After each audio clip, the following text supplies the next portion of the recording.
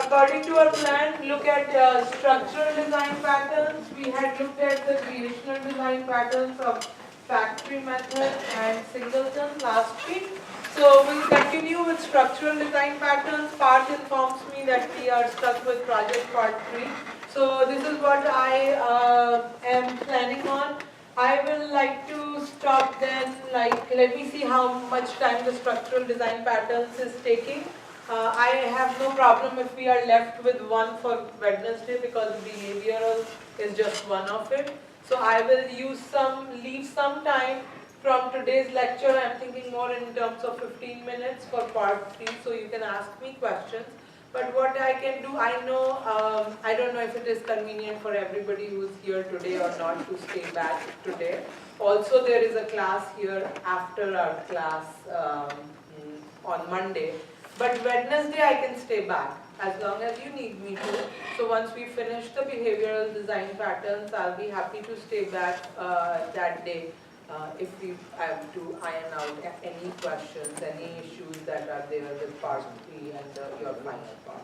Okay, so let's start that discussion today so that whatever is on top of your mind can start getting answered. But that also gives you the next 2 days to, put down your specific questions, see what information you need from me. Because practically that's the big chunk that is in your hand now is the project, and that's, the exams are out of the way. The design pattern exam is like a quiz of 20 points, so it's not like a big exam looming on the head. But the project is pretty much the biggest chunk that you have to work on right now. Okay, so does that sound reasonable as far as project part 3 is concerned? Okay.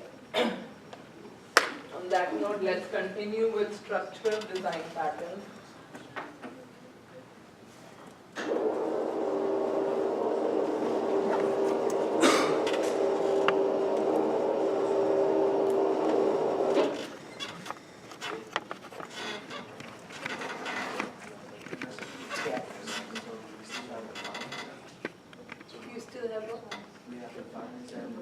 No, your exams are done.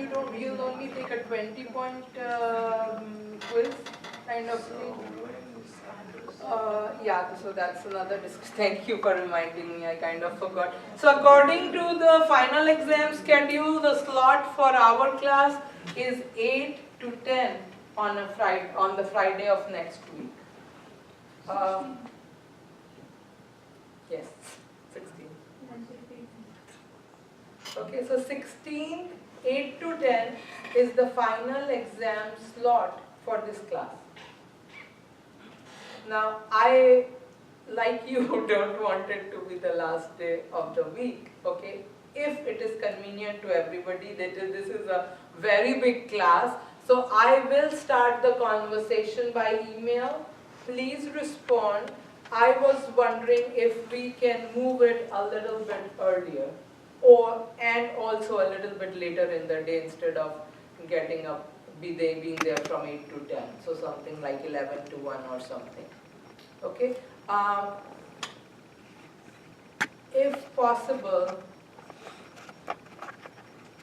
look at your other final exam schedules. Let me do it this way. We are all in project groups, right? I want an email from every group saying, give me 2 days that work for your group. Is that okay? Because you will all have other classes, you will all have other exams. I will send an email saying this thing, and I will give you the link where the final exam schedule is posted. It's on the net, it's on the UB website. Okay, the way you look at it is, it gives you the starting time. So like for example, classes that meet on Monday and Wednesday, where the starting time is between, for you I think it is between 3 and 5, so ours starts 3. The class I teach before that starts at 1:30, so I look for the slot between 1 and 3. It's the starting time on the given days, and then it gives you your final exam time.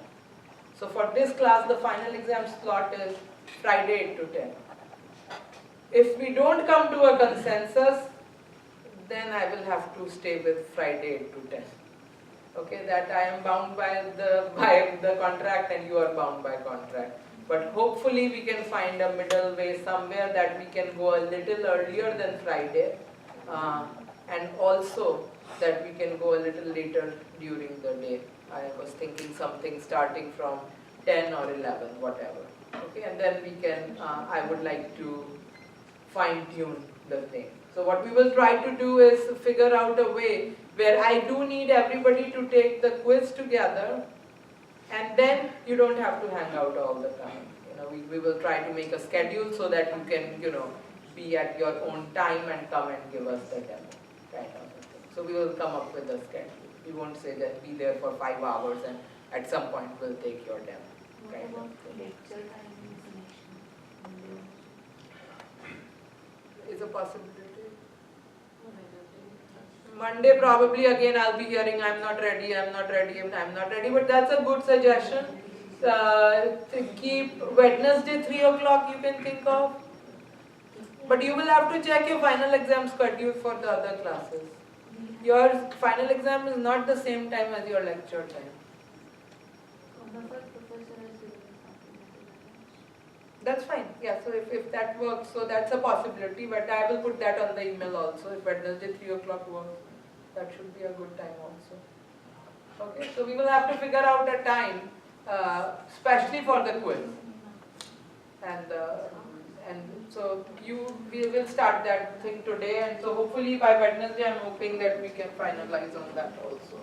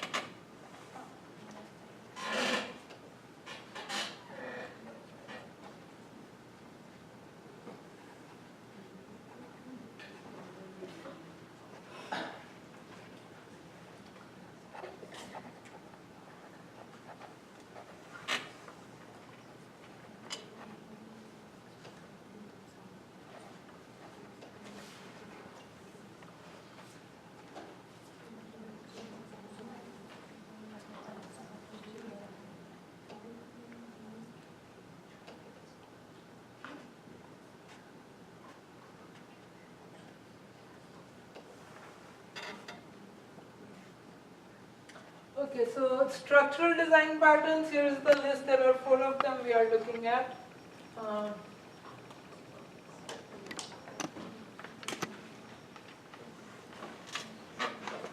So there is an adapter, a bridge, a decorator and a facade. all of them have object scope, but the adapter also has a version that has the class scope. The source remains the same. Uh, and again on the same lines like we saw last time. So like we had seen, the creational design patterns address issues that come up at the time of a creation of the system, right? So what constructors typically used to take care of, right? So at that time, things that happen. Now we are looking at issues of structure. What should be the structure of your solution? Right? Should I make 3 classes, 4 classes? Who should interact with what? Right? You saw that quite a lot in part 2 of the project, right? Does the player belong to the game, or does the player belong to a game table, right? Or does the player belong to an arcade? What kind of a structure makes more sense? Okay. So again, here what we are looking in design patterns is people have come across issues of structure that have been so common that there have been design patterns that cater to those kind of things. So structural design patterns deal with how classes and objects are composed to form larger structures. Okay, that's the main idea here. Again, you have the design patterns that have class scope, and there are design patterns with object scope. When you are looking at class scope, the technique you use is inheritance, and you compose the interface and the implementations, and we'll see that one example of that is the adapter class. And then you have structural design patterns that have object scopes, and here what we do is we are talking about how to compose objects to realize new functionality. Since the use of objects can be changed at runtime, this brings in added functionality. Okay, so we are dealing with here polymorphism. So all the objects adapter, we have both scopes, and bridge decorator and facade has object scope. So let's start with adapter. I don't know, when I started learning about design patterns, adapter was the most easy to understand. I don't know, just because of the example that was there, or it was just clearer to my mind. And you have all these cables that you have these days. You have one kind of a port and a different kind of a thing. What do we go looking for? A cable that can help me adapt this to that, right? Before that, a classic thing that we see in our everyday life are the 2-prong and the 3-prong plugs. What do you do if the outlet in the wall is 2-prong, but you have a 3-prong plug? You go to Home Depot or Lowe's or whatever, a hardware store, and find an adapter. So here what is the thing, what are we trying to adapt? What if I have a module, right, that provides functionality using a given prototype, right? Because the module says the way a client should call this method is by using this name and passing these parameters, right? For example, if you are trying to find the square of a number, you use the math library and it says call it square and pass a real number. And that is what you should expect back, right? That is what the prototype tells me. But now I have a client code that till date was calling a related method, but the prototype has been different. The module he or she had been using till now used to use the function square, but it was not the term square, but had SQ, for example, and for whatever reason used to take a real number and also an integer, whatever, I'm just throwing in that integer. Okay? Or it used to take an array and an index to the array as to which element to pick up. Now I have to, so now this client code wants to use this function, right? So what do I do so that neither of them have to change? Right? You have a 2-prong plug on the wall outlet is 2-prong. Did you change the wall outlet? No. Your whatever electric you had a 3-prong plug. Did we change that? No. What did we do? We bought a adapter. We brought a new thing that could help adapt one to the other. So here what do? We create a new class which is known as the adapter class. What will it do? It will provide a prototype that the client was using. Right? So it will say, you know what? I am going to provide a function called SQ that takes an array and its index, because that is what the client was doing. And what will it do? It will call the method how the new module is giving it. So in it will have the function called square and pass the array element as the thing. Clever, right? Didn't have to change any code, added a new code and forward. It's called a kind of call forwarding. You forward the call. So none of them had to change. That is what adapter is. It is as simple as that. So what is it? Let's look at it here. It says the gang of 4 specify the purpose of adapter pattern as convert the interface of a class into another interface, right?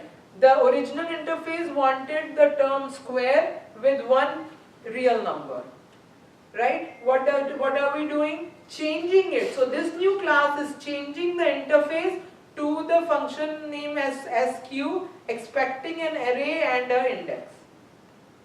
Why? Because that is how the client has been calling it. So that is what we are doing, that the clients expect. Adapter lets classes work together that couldn't otherwise because of incompatible interfaces.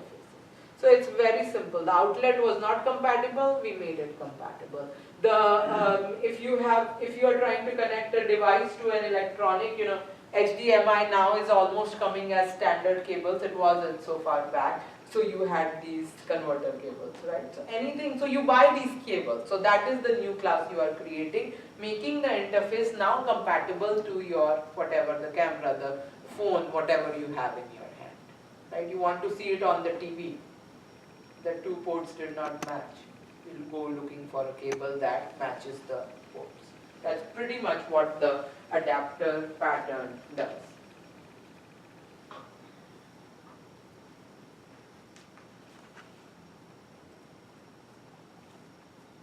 Okay, here are real world examples, a serial port to USB port, AC to DC. So then again the same questions, when to use it, why to use it, etc., etc. So when should you look for an adapter pattern? You use the adapter when you want to use an existing class and its interface does not match the one you need. You want to create a reusable class that cooperates with unrelated or unforeseen classes. Now you are doing some thinking beforehand. You don't have a situation yet, but you are thinking what could be. That is classes that didn't necessarily have compatible interfaces. And then if this is only applies for the object scope adapter pattern, you need to use several existing subclasses, but it's impractical to adapt their interface by subclassing everyone. So you have a lot of subclasses, but it does not make sense to create so many. Then you create an object adapter that can adapt the interface of its parent class. So we will look at that. And again, it's used pervasively in your GUI applications. So drawing and graphic applications, that's somewhere they are used. So here is your structure, and what does it look like, the adapter class? So you have a client that wants to make a call, right? And you have the adaptee, right? And the target had a request.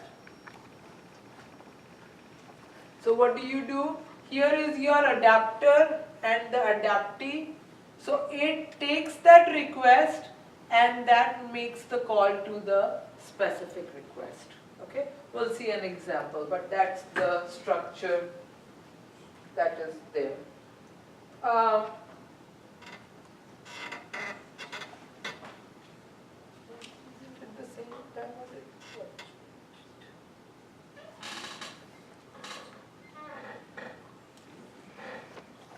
the only thing here is the object, so therefore the adaptee specific request there. So you have two types, the one with the class scope and the object scope. So the class adapter pattern uses multiple inheritance to adapt one interface to another. The adapter is created by implementing or inheriting both the interface that is expected and the interface that is pre-existing. So now it has inherited both the functions, right? And if you are using an object pattern, then this adapter relies on object composition. There is no inheritance involved. We are holding an object of one type as a data member in the class. Okay, so the client calls the new class method, and the new class has an old class object and calls the old class method through the old class object. So we are using object composition. Okay, the adapter contains an instance of the class it wraps. In this situation, the adapter makes calls to the instance of the wrapped object. That's what you were seeing in the object thing. So what does this have? This has an object of the original class, which is adaptee, right? And through that, it calls the method. This is using object composition here. So let's see an example, a code example. So here is an existing class. This pre-existed. So it's called the existing math. It has a couple of methods called compute average, find minimum, right? So it can find the average of three floating numbers, 3 decimal numbers or 4 decimal numbers. They are overloaded methods. And it can also find minimum of 3 or 4 decimal numbers. Again, an overloaded method. So this already existed. Then here you have an interface. Okay, so what is happening here? This is what is needed. Okay, so a client wants to calls it by not passing 3 or 4 decimal numbers.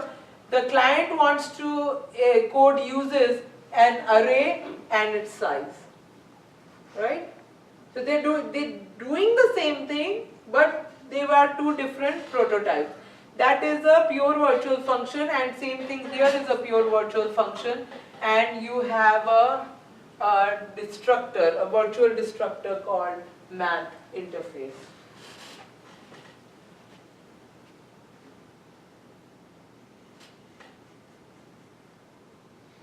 So here is your adapter class. So what does it do? So this was your interface. Okay, so it is implementing this interface. So it is using multiple inheritance. What are the two inheritance it is using? So the interface was created keeping the client in mind. The client makes the call to average or minimum using array and its size. Okay, what it will do, it doesn't know yet, so it used a pure virtual method, and you are using multiple inheritance. So multiple inheritance means you are inheriting the two overloaded versions from the original class, the overloaded for find compute and the overload for the find average, which used to take 3 real numbers and 4 real numbers, and also you are inheriting from the math interface, which had pure virtual function. They did not do anything yet, but you are going to override and provide the method now. Why use an interface and inherit from it? Because it's easy to specialize. Okay, it is easier to do than otherwise you cannot extend. Then you can copy and paste and make another project, but you cannot extend the same code. So that is why it is helpful. So here you are now overriding. You are not seeing the implementation yet, but you can see equal to 0 is not there. So we are going to provide the implementation. And whose implementation are we providing? Will we provide the interface one? Remember, the existing math was already defined. We are not overriding them because we cannot override them. They were not declared virtual in the first place.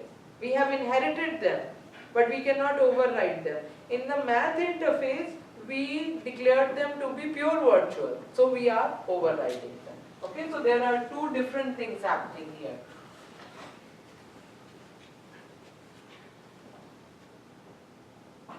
And here is the client code, okay? So the client code wants to do what? It declares two arrays, one of size 3 and one of size 4. It creates a math interface pointer. So that's the base class, one of the base classes, and it can point to a adapter math object. That is the one that used multiple inheritance, right?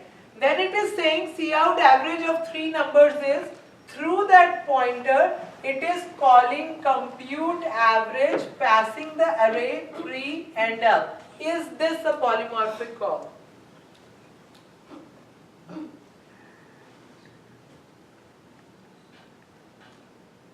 Wasn't a question on the test, but could be a question, could have been a question on the test. So, is that a polymorphic call?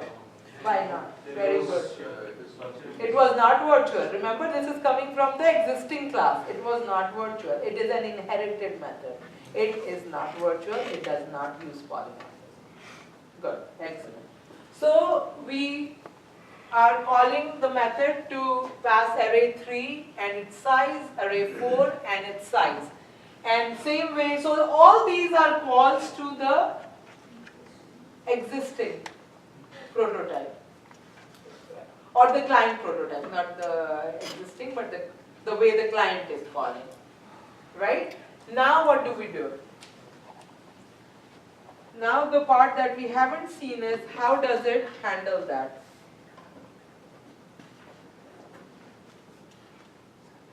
Okay, that is what happens.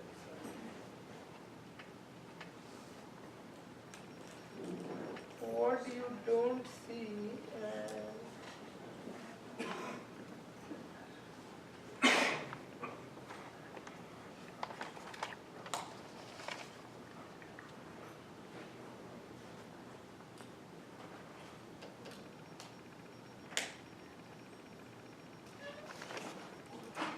I don't know. Any of you know how to see the notes on this slide?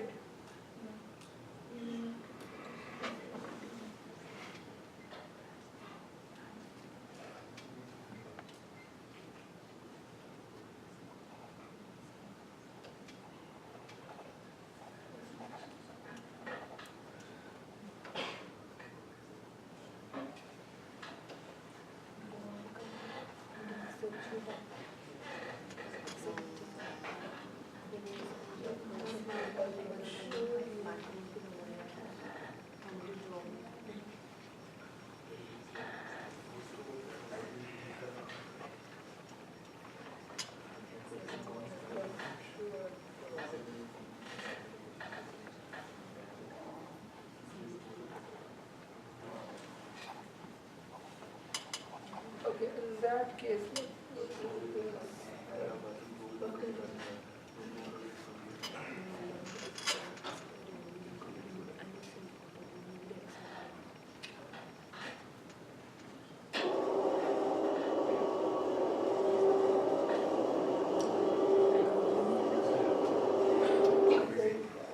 okay, so the compute average function, for example, here, basically the implementation to this looks like, it checks if size is equal to 3,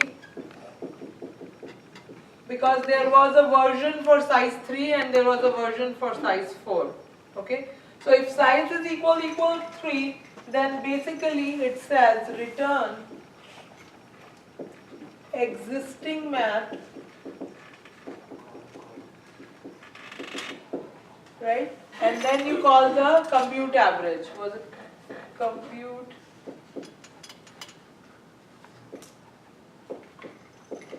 average? And it expected the 3 parameters. What will be the 3 parameters?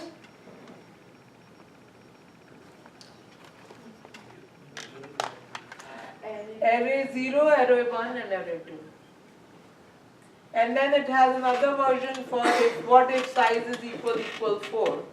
Then it will do a similar thing and will have 4 parameters: array 0, array 1, array 2, array 3. So basically using multiple inheritance happened what? Why did we use multiple inheritance? Because we inherited from both the classes. Now the client can use this new classes interface to call its method, and inside it the method is wrapping the existing methods. Okay, so in a way it's forwarding. So it's using here multiple inheritance to do that. We should call the method in existing method. So this is existing math. This is the inherited method, right? So often it's average. Yeah. So see here. Okay, come. Existing math had compute average with 3 floats or 4 floats. Those are the call to the 3 float or 4 float. And what are those floats? Array 0, array 1, because that is what is coming in. Array is the name of the parameter. So array subindex 0 to 1, 2, 3. The code is there in the notes of the slide, so when you download it, you have it.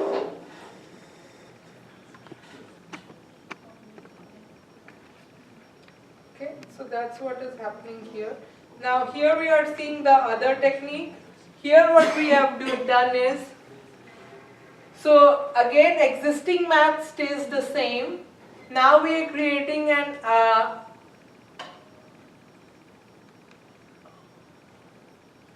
adapter math. So adapter math is using your multiple inheritance. It has an existing math pointer. So this is using object composition. So now an object of that class has been placed here, and through the object of the class we call the methods. So again here if I am looking at this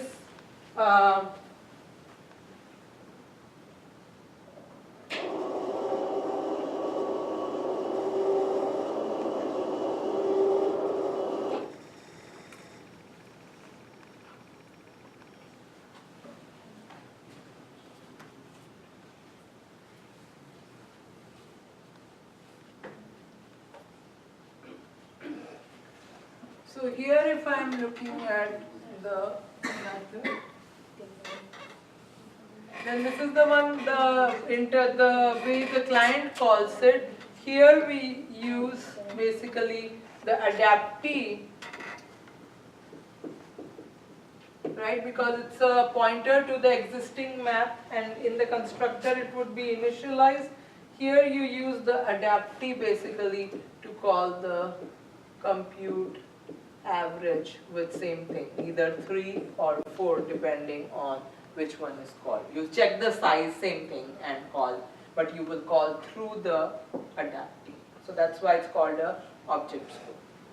So if you are doing through the object, you're creating an object of the class, of the existing class, and calling through it, then it is object scope, and the other way it was class scope. Okay, so 2 ways, I mean it has both scopes, so it can be implemented both ways there. And the code is, this is here similar, the client code. So when we look at, if we are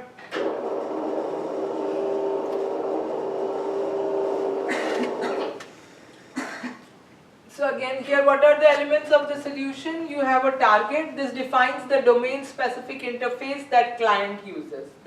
So we are looking what the client needs and we create that. Then we have the client that collaborates with objects conforming to the target interface. We have the adaptee that defines an existing interface that needs adapting. Okay, and then you have the adapter that basically adapts the interface of the adaptee to the target. So adaptee is your, if you want to find parallels, this is like your wall socket, okay? Your client which collaborates with the target interface that is your new device, and this is the thing that you brought to connect the two. It can use multiple inheritance to adapt from these two, or it can use object composition also, depending on whether we have object scope or class scope. Now, before we go to the next one, think about your project. Where would you use an adapter, or would you use an adapter?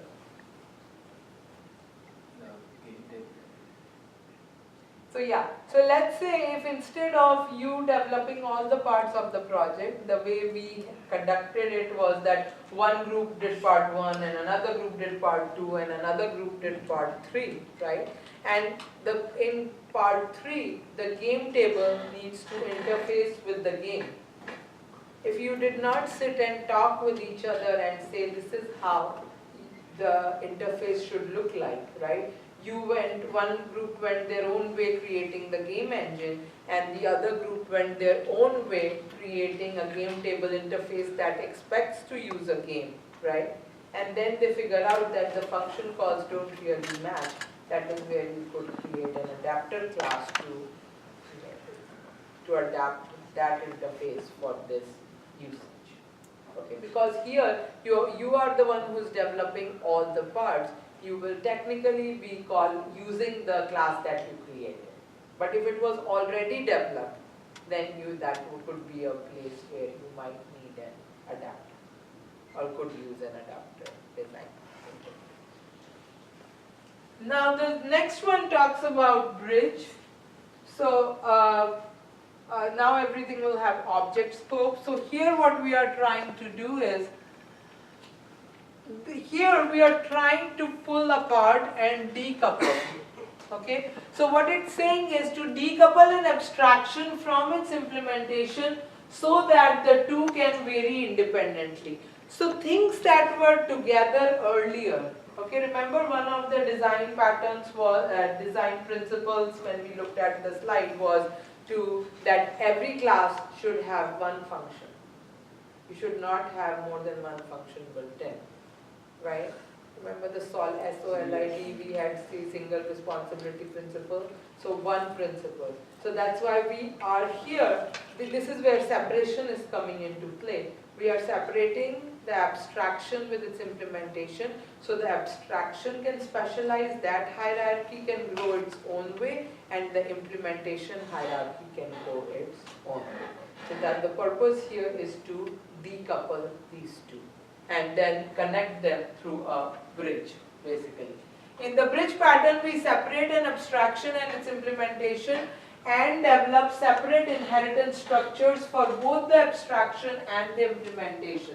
In other words, you push the implementation details used by a class hierarchy into another object, typically with its own hierarchy. Publish interface in an inheritance hierarchy and bury implementation in its own inheritance hierarchy. Okay, so let's look at an example here.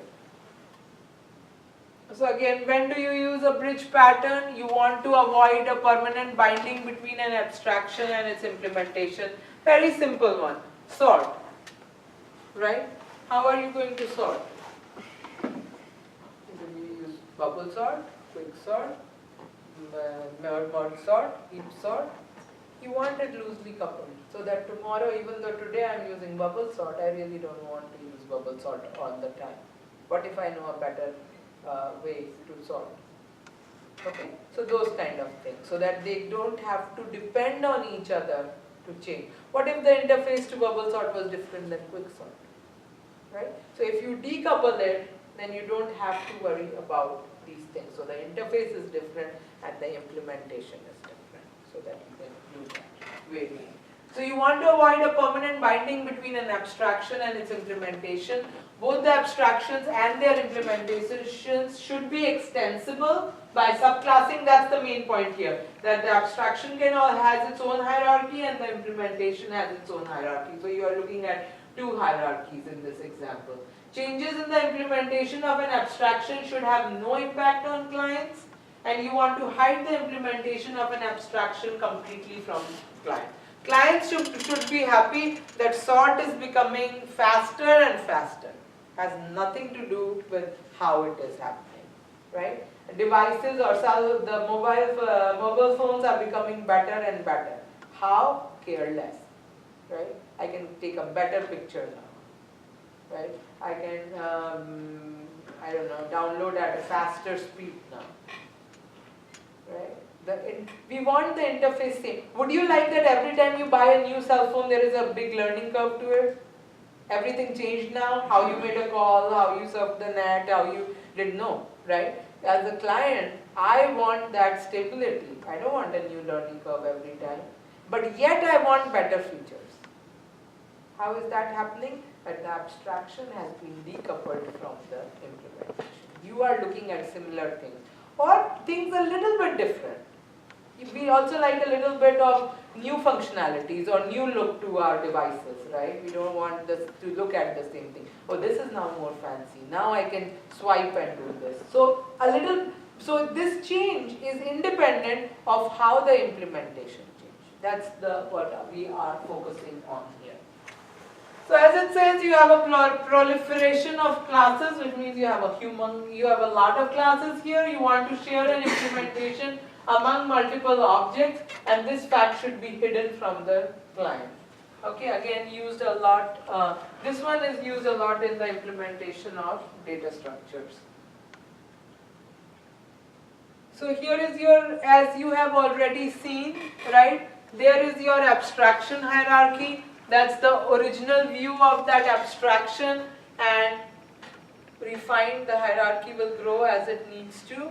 The client interfaces with the abstraction, so whatever changes you make is for better client user experience, right? And then the implementer. So the implementer has its own hierarchy. So this method, the call to operation is passed here. This is, what will this call be? Would this be a polymorphic call? There may not be enough information there to give me the correct answer right now, but what should it be?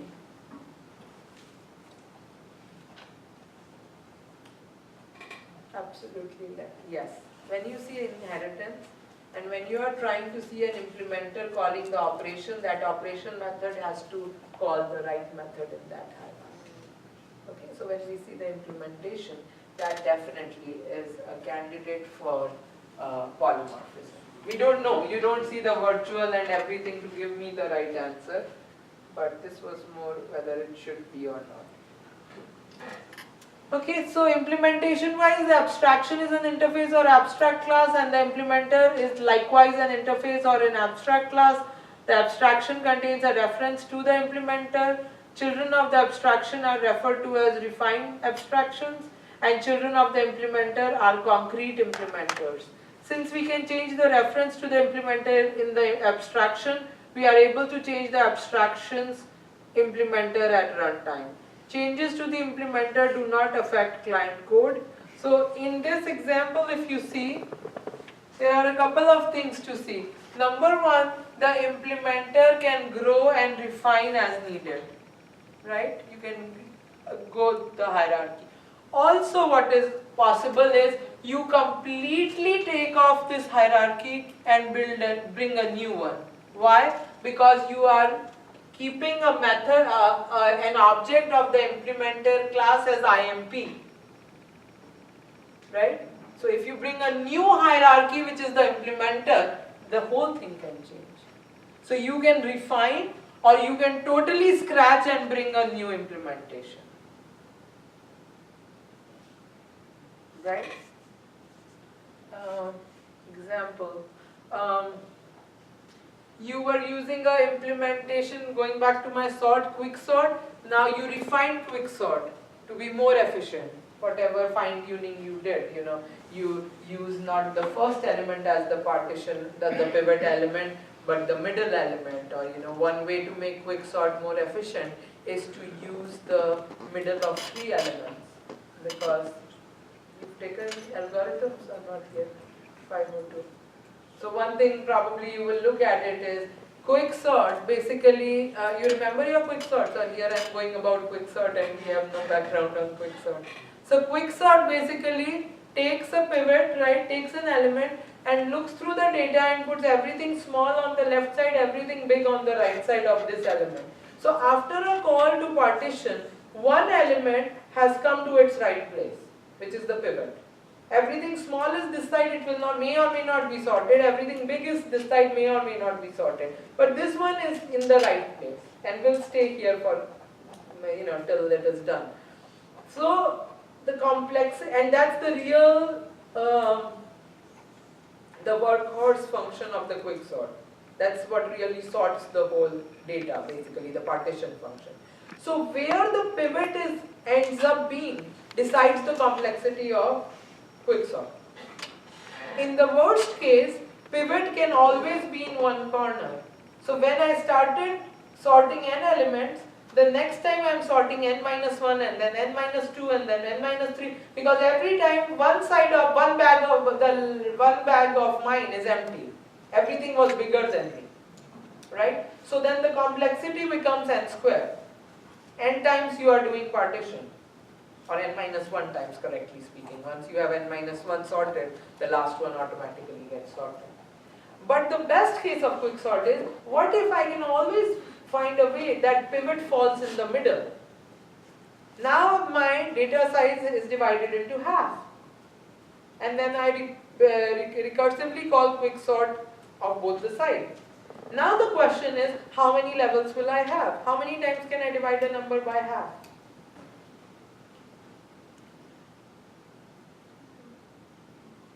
Dividing by 2 is dividing into half. How many times can I divide by 2 a number? If I have 16, how many times can you divide it by 2?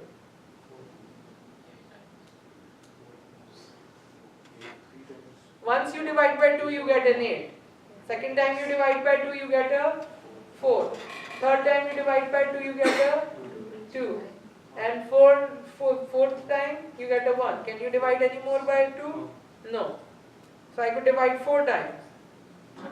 If I started with 64, so how do you find the answer? So the right answer is, how many times can I? Okay, let's say this is my left ear going this way. So how many times can I divide a number by 2? Log 2. Log n.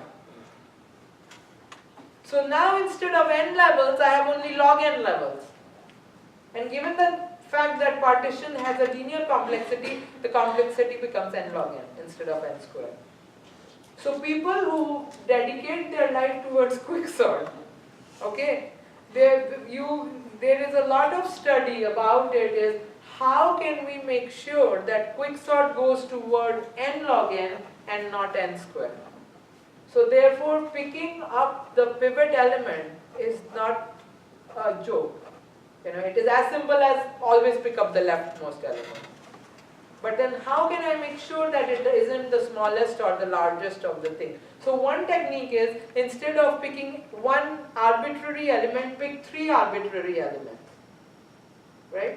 And choose the middle one. What did I ensure? It is not the smallest and it is not the biggest. There is at least one that is smaller and at least one that is bigger. And that I will leave to 502, all that average case complexity, where we show that even if we can make that much sure, it goes towards n log n and not towards n squared. Okay? So something like that, right? So you are making quicksort better. That is through the refining, through the hierarchy. But tomorrow you say, oh, I know heap sort. I don't even need quicksort anymore. So then you change the implementer totally. And you say, now I use a heap sort. The client is happy. It goes faster, doesn't have to do anything with what, because yeah. So here your client is not who is calling is also a client, but also that the abstraction also you have decoupled now. Okay, so this is one more level into it, where we initially talked about that the interface is separate from the implementation, it's the header file and the CPP file. We have stepped one more step down and decoupled that also, so that abstraction is implemented its own way and the implementation is implemented its own way. Okay, so we have made the decoupling even more deeper.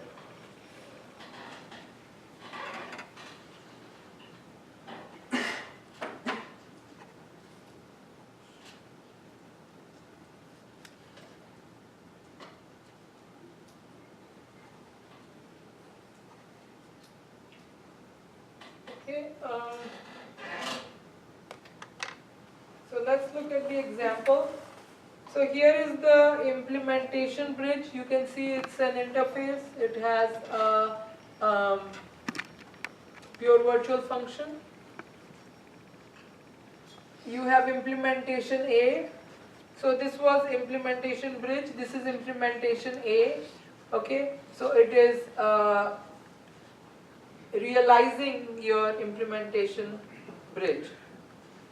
So you have implementation bridge, one realization is implementation A, and all it's just a stub, function stub that is arbitrarily throwing giving an output, and this is implementation B. So whether I use implementation A or implementation B is very flexible there. Okay.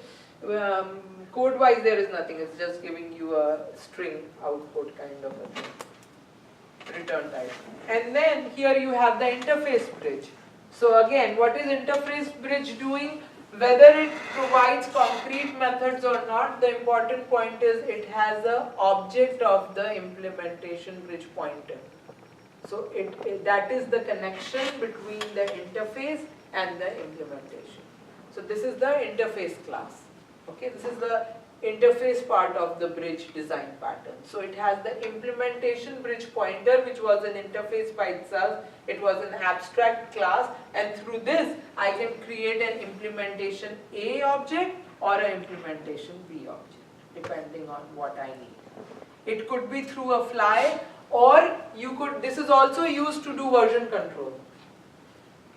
So if I am using with a backdated version, then create an implementation object of the backdated version. If I am using a newer version, create an object of the newer version. That is also done for versioning control a lot. This design pattern is used. Okay.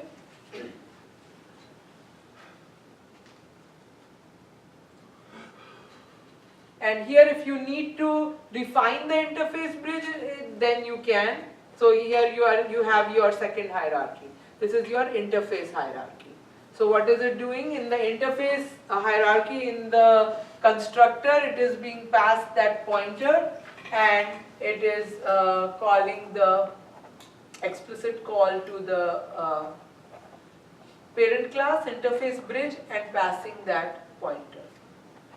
Okay, and here is your random method that basically is doing what it needs to do. We don't have to worry about that here.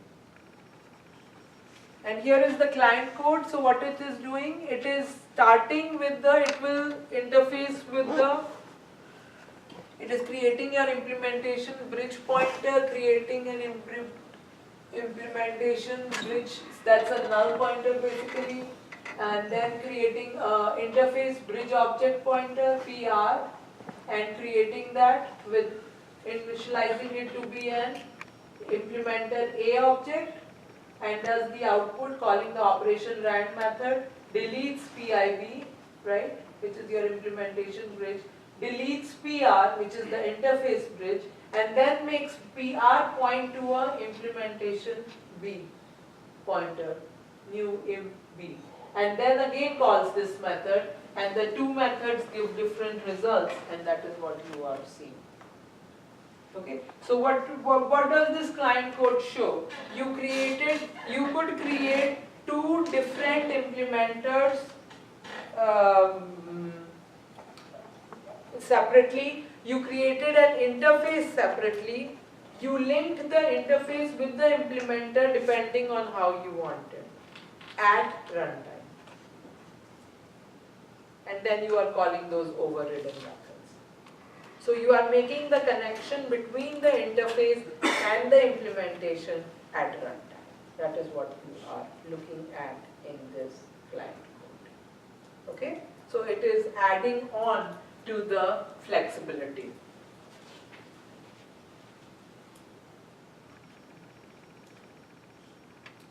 Here's another example. So you have a time interface. Okay, so class time has a couple of constructors, a default constructor and another one that takes an hour and minute, and then has the implementation of pointer to the implementation object and is creating the time implementer and passing the hour minute. Okay, and then there is a tell function, tell method that is there. So there is one of the implementation is through the civilian time. No, sorry, this is still the interface. So you had the time class, then you have civilian time and you have GMT time, the different formats. This is the interface, right? So civilian time will take these and in hour, minute, AM or PM, and the GMT time goes hour, minute and needs the zone. Okay, so these are this is the interface hierarchy. And then you have the implementation. So it starts with the implementation where you have an hour and a minute. And then you have the civilian time implementation and the GMT time implementation. And here is a main program. So see, let's say you had to write an application which had to support both GMT time and the GMT time and what was the other one? The civilian time, right? You could add to it military time also. So you can have 3, for example. What would you have done? You could have done it without any classes, go back to C style of coding, saved everything, used a lot of if and else statements, okay, and done it. So it can be solved without object-oriented programming. Then you're not doing object-oriented programming. Now if you have to make changes, now you have to dive into that code to first understand it. There is no other way to do it, right? Then let's say we started with object-oriented programming. Let's say this was assignment 1 or assignment 2. You could probably have written one class and used a flag to say whether I'm going to do civilian time or military time. Some of us might have thought, oh, how about I create 2 classes and have 2 objects that I can use depending on a very small if else in the main function. Now this so here what has happened is what we did not think then or what we did not talk about was to also separate the interface and implementation of the civilian time and the military time. In the bridge pattern what we did, we took the interface of the civilian time into the interface hierarchy and the implementation of the civilian time in the implementation hierarchy, and took the interface of the GMT time in the interface hierarchy and the implementation of the GMT time in the implementation hierarchy. And they both have base classes, and the base and object of the implementer hierarchy is a object in the interface. So it uses this two inheritance hierarchies and object composition to give this bridge pattern. The beauty, now implementation can change in its own way and interface can change its own. They don't affect each other, or they can change independently. Okay, so again look through the code. Codes are very simple, but the structure is what you want to understand. So here you have your abstraction, your refined abstraction, that together is the abstraction hierarchy, implementer and concrete implementer, that is your implementation hierarchy, and basically the abstraction forwards the client request to the implementer object. That's through the object composition. Any questions between adapter, bridge? Look through the code, okay? Sit down and look through the code. The code examples are very simple. And similarly, in your assignment 4 that I have posted, I want you to come up with very simple examples. And that's why I have clearly mentioned it on the canvas, in the program sheet, and I'm mentioning in the class. If you copy and paste from the internet, which is very simple to find out, it will be much more complicated than you need to go, then I won't even grade that assignment. Okay? I want you to sit and think and come up with the simplest of examples. Code-wise, I don't need to see a lot of code. I am looking for your understanding of the design pattern. Okay, and that's why I have included simple examples even in here as examples. Things that you use in everyday life. Here the point is not getting a complicated problem and solving it. Here is where does this apply in simple terms. Okay, this is the first time you are working with design patterns. Your examples should be super simple. They are right or wrong, I don't worry about that much. But I want them to be very, very simple. Okay? Then the next one here that we have is your decorator design pattern. Let me do this. Let me skip decorator. I'll do decorator on Wednesday. It is not difficult, but it is just a little longer. Let me talk about facade instead, and then we can use a little time for your project part 3. So facade is again a very simple concept, okay, and something that you might even think about using in your projects. Let's say when you go to the register for your classes, how many people do you have to see? Which is?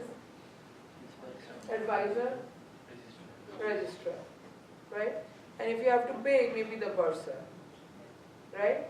So then what we are seeing is you as a student are interfacing with 3 people, which in some situations might not be the most congenial way of solving the problem. So what we try to do is we say, is it possible to give the client, in our example the client is the student, a single point of access. So the student doesn't have to first go to the advisor and then to the registrar, to the bursar. Is there one desk the student can go and all these 3 services can be provided? Okay, that's a facade. So you are creating a box outside these 3 things and saying, come here. You know, it could be a room and at a time where all 3 are available together, so you are coming there and everybody is there. Or there is a single point person that you are collaborating or talking with, and that person is talking to the 3 people in the back. So what happens here, and that's the case in most design patterns, you are not changing. Sometimes you will create solutions using the facade pattern, and sometimes there will be existing code and you will be building on top of it. Okay? So if these 3 classes are already there, you create one more class which has objects of these 3 classes. And now the client only talks to this outside class and says what? I need advice. So this person uses the advisor objects and says advice. Again, call forwarding. But why? Because that gives a single code of contact. You want to register. You say this big box, I want to register. It calls the registrar object and says register. Okay? To some point we have tried to achieve it through the online registration. Of course there are rules and there are other things, etc. But you know, there is a single point of access, which is the system through the online system that you can do. So that's the basic thing that happens in facade. So it provides a unified interface to a set of interfaces in a subsystem. Facade defines a higher level interface that makes the subsystem easier to use. So when do you use it? When you want to provide a simple interface to a complex subsystem, right? When you got admitted to the university, right? They didn't tell you to contact this or this. You were pretty much talking to the admissions department. So that was your facade to the university. Whatever internally had to be seen, whether you should be accepted or not. It is not only the admissions that takes that decision, right? A lot of people are involved in the admission. But to you as a student or as a client, this was not visible. You were only talking to admissions. Whatever else had to be done was through the admissions. So the admissions provided a facade on top of the university to the prospective student, so to say. Okay, there are many dependencies between clients and the implementation classes of an abstraction. You want to layer your subsystems. Again, used in compilers, used in operating systems, you see a lot of things that you interact with a lot. So here is an example. So here there are people who are trying to contact these, I mean this is a typical thing that happens in any organization. If I think of me, I talk to a lot of people to get different kind of things done, or you collaborate. Same way, this way. So does it make sense to simplify it and put all these white boxes in a box and then they can talk to this front desk? So facade is like a front desk to the system behind it. Okay? So here is a mortgage application. So what they are saying is, for someone to get a mortgage, he or she has to go through a lot of things. So you check the bank account, right? Then you are checking the loan account, and there is your flow chart. If it is less than 0, then it cannot be done. If it is not less than 0, then you have a way to figure out whether it should be false or you can go further. Then you are checking the credit level. Is it worse than good? Yes. Then you don't approve it, otherwise you do. So there is a little bit of a complex system in whether a loan should be, a mortgage application should be approved or not. So in that subsystem, you have your bank, okay, a couple of methods there. You have your loan class, and you have your credit class. Okay, so there are these three classes that you are interacting with. And the mortgage applicant, right, has his own attributes there. So, and here is your client code, if it is non-facade. So what do you see in the client code? You have all those objects, mortgage application object, you have a bank object down here, right? So using the mortgage application, you called some method. Using the bank object, you are calling some method.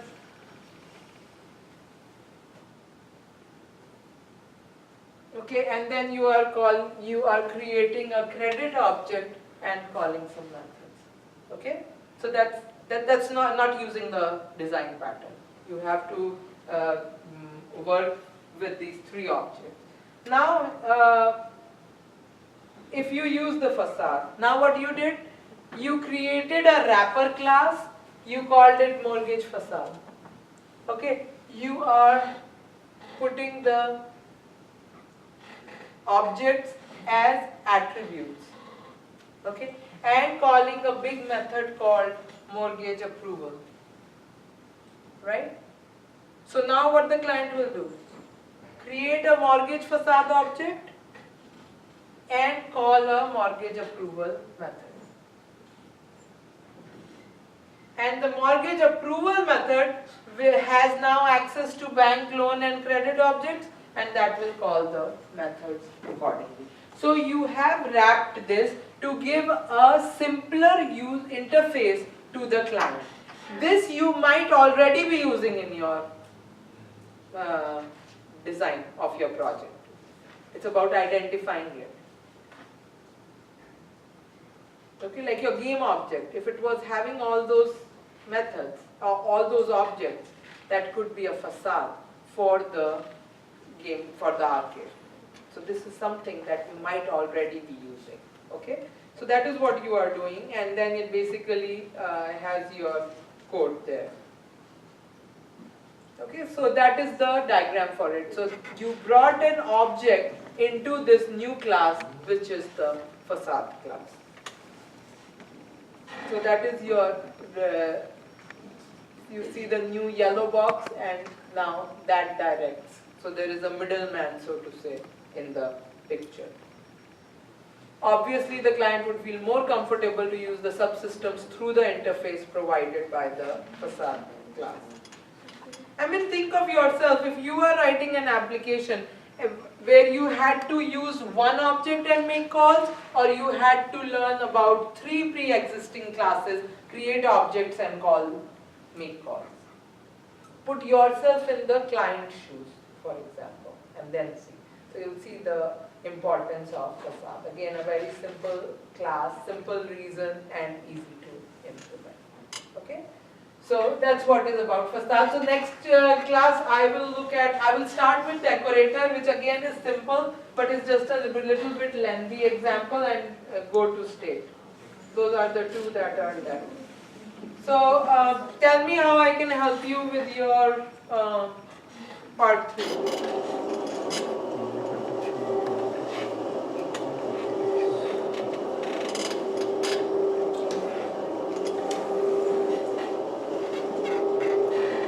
What kind of information are you, or where are you stuck? What can I help you with?